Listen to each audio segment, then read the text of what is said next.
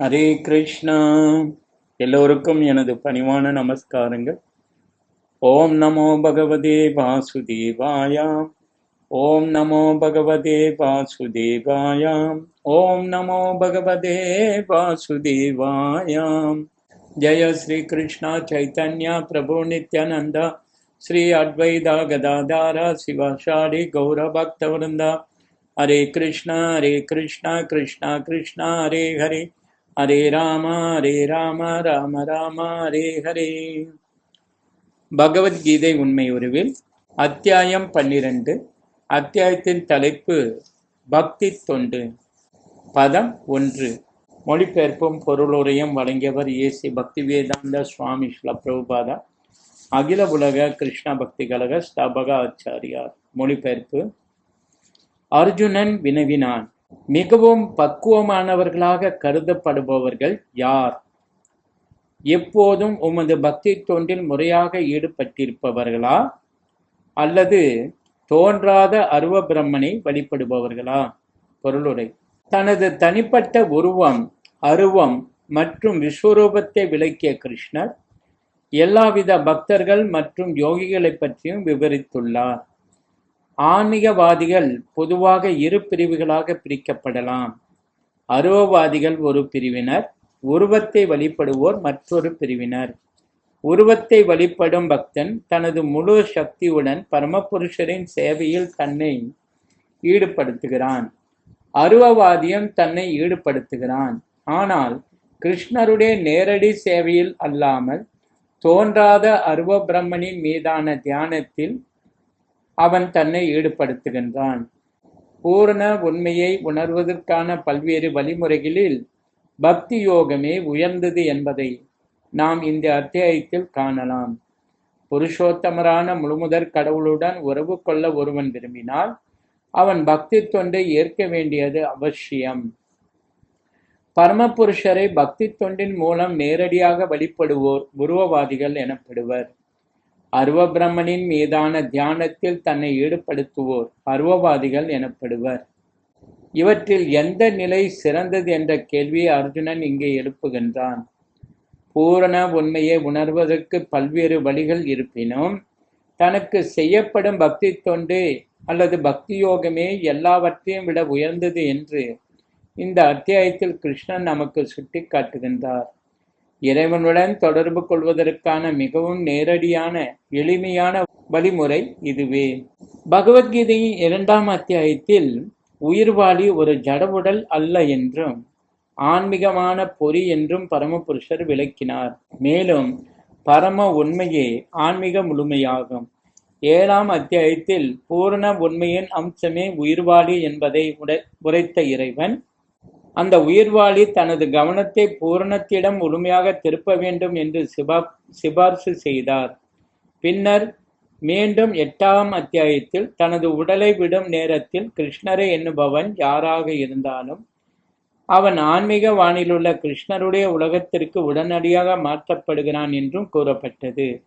மேலும் 6ஆம் அத்தியாயத்தின் இறுதியில் எப்போதும் தனக்குள் கிருஷ்ணரை சிந்தித்துக் கொண்டு இருப்பவனே எல்லா யோகிகளை காட்டிலும் மிகவும் பக்குவமானவனாக கருதப்படுகின்றான் என்று இறைவன் தெளிவாக கூறினார்.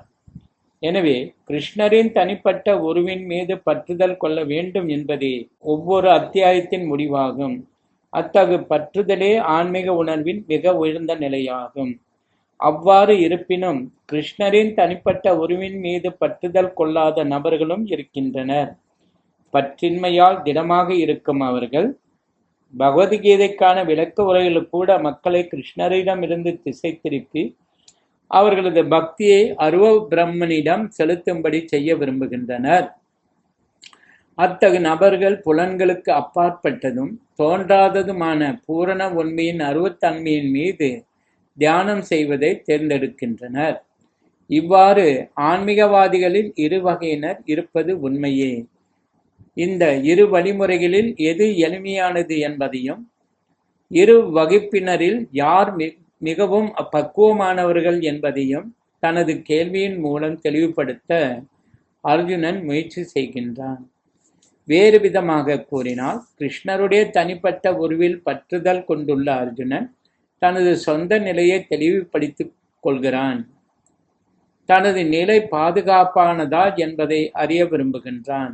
இந்த ஜட உலகிலும் சரி, பரமபுருஷனின் ஆன்மீக உலகிலும் சரி, அருவத்தோட்டத்தின் மீது தியானம் செய்வது கடினமானதாகும். உண்மையில் பூரண உண்மையின் அருவத்தன்மையை பக்குவமாக உணர்வது இயலாததாகும். எனவே இத்தகைய கால விரயத்தின் பயன் என்ன என்று அர்ஜுனன் கூற விரும்புகின்றான். கிருஷ்ணரின் தனிப்பட்ட உருவத்திடம் பற்றுதல் கொள்வதே சாலச் சிறந்தது. ஏனெனில் அதன் மூலம் ஒரே சமயத்தில் மற்ற எல்லா உருவத்தையும் புரிந்து கொள்ள முடியும்.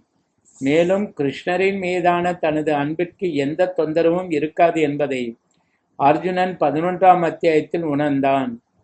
அர்ஜுனனால் கிருஷ்ணரிடம் கேட்கப்பட்ட இந்த முக்கிய கேள்வி பூரண உண்மையை பற்றிய அருவ கருத்திற்கும் உருவ கருத்திற்கும் இடையிலான வேறுபாட்டை தெளிவுபடுத்தும். பதம் 2. மொழிபெயர்ப்பு. புருஷோத்தமரான முழுமுதற் கடவுள் கூறினார், எனது தனிப்பட்ட உருவின் மீது மனதை நிலைநிறுத்தி திவ்யமான நம்பிக்கையுடன் எப்போதும் எனது வழிபாட்டில் ஈடுபட்டிருப்பவர்கள் மிகவும் பக்குவமானவர்களாக என்னால் கருதப்படுகிறார்கள். பொருளுரை.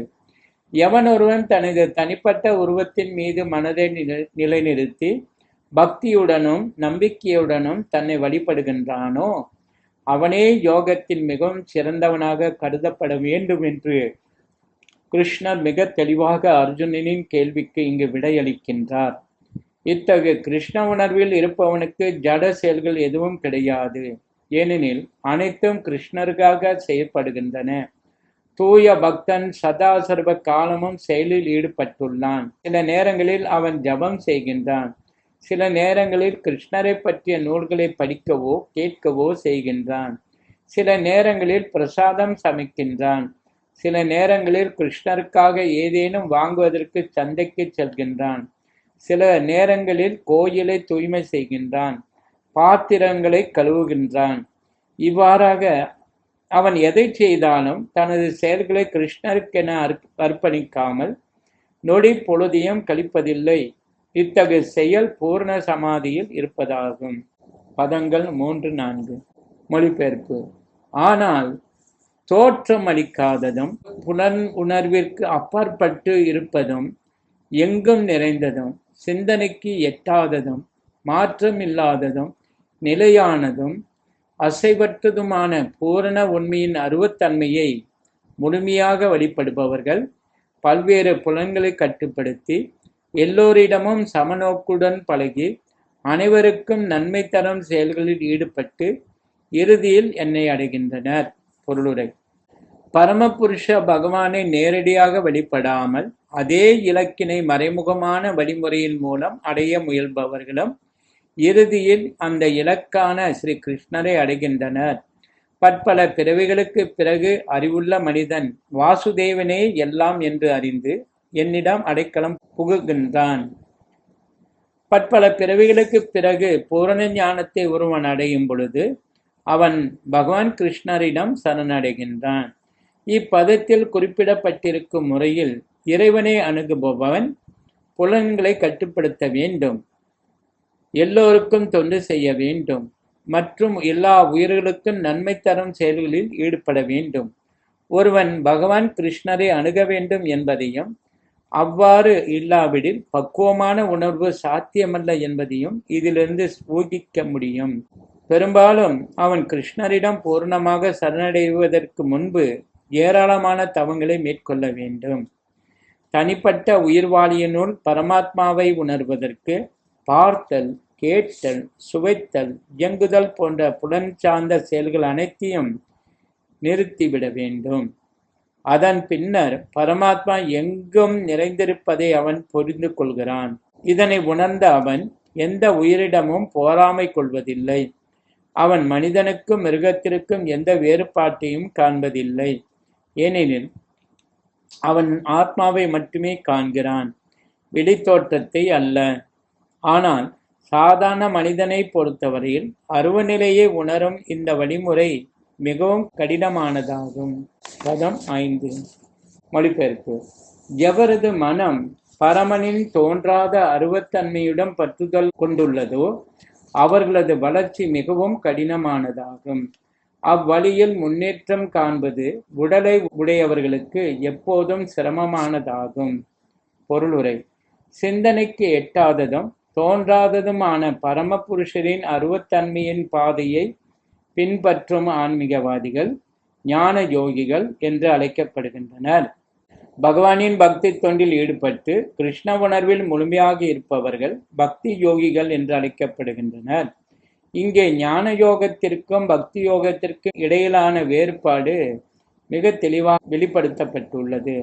ஞான யோக வழிமுறை இறுதியில் அதே இலக்கிற்குத்தான் ஒருவனை கொண்டு வரும் என்ற போதிலும் அது மிகவும் கடினமான முறையாகும். ஆனால் முழுமுதற் கடவுளின் நேரடி தொண்டில் ஈடுபடும் பக்தி யோக பாதை உடலை உடைய ஆத்மாவிற்கு மிகவும் இயற்கையானதும் எளிமையானதும் ஆகும்.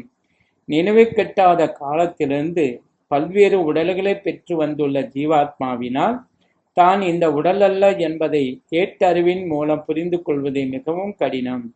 பக்தி யோகி கிருஷ்ணரது விக்கிரகத்தினை வழிபாட்டுக்குரியதாக இயக்கிறான்.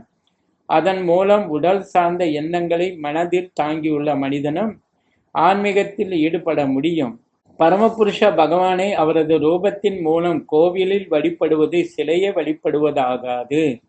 ஷகுன வழிபாடு அல்லது பரமனை குணங்களுடன் வழிபடுதல்.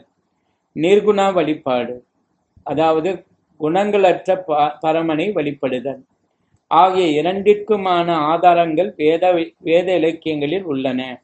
ஆலயத்திற்குள் விக்கிரகத்தை வழிபடுதல் ஷகுன வழிபாடாகும்.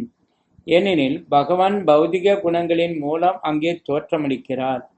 கல், மரம் அல்லது ஓவியம் போன்ற பௌதிக குணங்களின் மூலம் தோற்றமளிக்கும் போதிலும் பகவானது ரூபம் உண்மையில் பௌதிகமானதல்ல. இது பரமபுருஷரின் பூர்ண தன்மையாகும். பண்படாத உதாரணம் ஒன்று இங்கு கொடுக்கப்படலாம். தெருவிலே நாம் சில தபால் பெட்டிகளை பார்க்கிறோம். நமது கடிதங்களை அந்த தபால் பெட்டிகளில் இட்டால் அவை செல்ல வேண்டிய இடத்திற்கு எவ்விதமான சிரமமும் இன்றி இயற்கையாகவே செல்கின்றன. ஆனால் ஏதாவது ஒரு பழைய பெட்டியிலோ அஞ்சலகத்தால் வைக்கப்படாத ஒரு போலி பெட்டியிலோ நமது கடிதத்தை இட்டால் அது போய் சேராது. அதுபோலவே அர்ச்சா விக்கிரகம் இறைவனது அதிகாரப்பூர்வமான தோற்றமாகும். அந்த அர்ச்சா விக்கிரகம் பரமபுருஷருடைய ஒரு அவதாரம். இவ்வுருவத்தின் மூலமாக இறைவன் சேவையை ஏற்றுக்கொள்கிறார். அவர் சர்வ சக்திமான், அனைத்து சக்திகளும் உடையவர். எனவே கட்டுண்ட ஆத்மாவில் இருக்கும் மனிதனின் வசதிக்காக அவர் தனது அர்ச்சா விக்கிரக அவதாரத்தின் மூலம் பக்தனுடைய சேவைகளை ஏற்றுக்கொள்கிறார். எனவே பக்தனை பொறுத்தவரையில் பகவானை நேரடியாகவும் உடனடியாகவும் அணுகுவதில் சிரமம் ஏதும் இல்லை. ஆனால் ஆன்மீக தன்னுணர்விற்காக அருவத்தன்மையை பின்பற்றுவர்களது வழி மிகவும் சிரமமானதாகும். அத்தகையோர் உபநிஷத்துக்குள் போன்ற வேத இலக்கியங்களின் மூலமாக பரமனின் தோன்றாத தன்மையினை புரிந்து கொள்ள வேண்டும். வேத மொழியினை கற்று எல்லையற்ற உணர்வுகளை புரிந்து கொள்ள வேண்டும். மேலும் இவை அனைத்தையும் உணரவும் வேண்டும். இது சாதாரண மனிதனுக்கு அவ்வளவு சுலபமானது அல்ல. மாறாக கிருஷ்ண உணர்வில் இருப்பவன் அங்கீகரிக்கப்பட்ட ஆன்மீக குருவின் வழிகாட்டுதலை பின்பற்றுதல், விக்கிரகத்தினை நெறிப்படி வழிபடுதல், இறைவனது பெருமைகளை கேட்டல், இறைவனுக்கு படைக்கப்பட்ட உணவுப் பொருள்களை பிரசாதமாக உண்ணுதல் போன்ற எளிமையான வழிமுறைகளின் மூலம் பக்தி தொண்டில் ஈடுபட்டு பரமபுருஷ பகவானை மிகவும் சுலபமாக உணர்ந்து கொள்கிறான். அருவவாதிகள் இறுதியில் பூர்ண உண்மையை உணராமல் போகலாம் என்ற அபாயம் இருக்கும் போதிலும் மிகவும் கடினமான பாதையை அவசியமின்றி பின்பற்றுகின்றனர் என்பதில் எவ்வித ஐயமும் இல்லை. ஆனால் பக்தனோ எவ்வித அபாயமோ சிக்கலோ கடினமோ என்று முழுமுதற் கடவுளை நேரடியாக அணுகுகின்றான். இதே போன்ற ஒரு பதம் ஸ்ரீமத் பாகவதத்திலும் உள்ளது. புருஷோத்தமரான முழுமுதற் கடவுளிடம் சரணடைவதே இறுதி நிலை. அந்த சரணாகதி பக்தி என்று அழைக்கப்படுகின்றது. ஆனால் அதை விடுத்து பிரம்மன் எது, பிரம்மன் அல்லாதது எது என்பதை புரிந்து கொள்ளும் சிரத்தை ஏற்று வாழ்நாள் முழுவதையும் ஒருவன் கழித்தால் அதன் விளைவு துன்பமயமானதே என்று இங்கே கூறப்பட்டுள்ளது. எனவே தன்னுணர்விற்கான இந்த கடினமான பாதையின் இறுதி பலன் நிச்சயமானதல்ல என்பதால் ஒருவன் இப்பாதையினை ஏற்கக்கூடாது என்று இங்கே அறிவுறுத்தப்படுகின்றன. ஒரு உயிர்வாளியின் அல்லது ஜீவாத்மாவின் தனித்தன்மை நித்தியமானதாகும். அவன் ஆன்மீக முழுமையுடன் ஐக்கியமாக விரும்பினான். அவன் தனது சுய இயற்கையின் நித்தியத்தன்மை, அறிவுத்தன்மை ஆகியவற்றை உணரலாமே தவிர ஆனந்தம் என்னும் தன்மையினை உணர முடியாது. ஞான யோக வழிமுறையில் மிகவும் தேர்ச்சி பெற்ற அத்தகைய ஆன்மீகவாதி ஏதேனும் ஒரு பக்தனின் கருணையை பெற்றால் பக்தி யோகத்தின் நிலைக்கு வந்தடைய முடியும். அப்போது கூட அவனது நீண்டகால அருவவாத பயிற்சி அவனுக்கு தொல்லையாகவே அமைகின்றது. எனவே அவனால் அக்கருத்தினை முழுமையாக கைவிட முடியாது. எனவே உடலுடைய ஆத்மாவை பொறுத்தவரையில் பயிற்சியின் போதும் சரி, உணர்ந்த பிறகும் சரி, அவ்வியக்தம் அல்லது அருவத்தன்மை அவனுக்கு எப்போதும் தொல்லையே. உயிருள்ள ஒவ்வொரு ஜீவாத்மாவிற்கும் சற்று சுதந்திரம் உள்ளது.